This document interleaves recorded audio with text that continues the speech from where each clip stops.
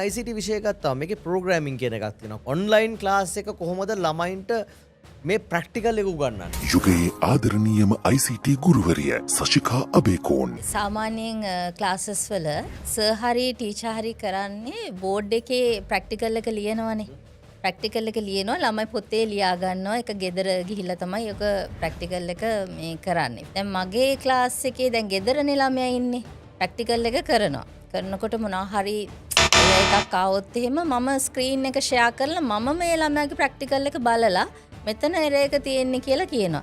වෙලාවකට හරිම ඉන්ට්‍රෙස්ටිං කියන්නේ මට දැන් මම දෙකක් තුනක් එහෙම මේ එරර්ස් ළමයිගේ පෙන්නලා කියනවා. අනිත් වෙලාවට කියනවා ස්ක්‍රීන් එක ෂෙයා කරන්න කියලා. දැන් ළමයි ඔයාලා කියන්න බලන්න මේකේ එරර් එක මොකද්ද කියලා අනිත් දරුවෝ එරර් එක හොයාගන්නවා. එතකොට එක පැත්තකින් මේ සබ්ජෙක්ට් එක හොඳට අවධාරණය වෙනවා. අවධානය වෙනවා. ළමයිටත් කියනවා ඒක හොයන්න කියලා. ඒ විදිහට හරිම ඉන්ට්‍රෙස්ටිං විදිහට ප්‍රැක්ටිකල් එක කරනවා. නැත්තම් ඕක ගෙදර ගිහිල්ලා කරන්න කිව්වනම් ළමයිට ඕක පස්සේ මතක නැහැ. සතියක් විතරදී අමතක වෙනවා. අමතක වෙනවා. එර එකක් ආවොත් කවුද ඕක විසඳන්නේ? බෑනේ. නේද? මම ඒකින්ද මම මේ වෙලාවේ එක එර එක මෙයා කරනවා ළමයිට. යුගයේ ආදරණීයම ICT ගුරුවරිය සශිකා අබේකෝන්.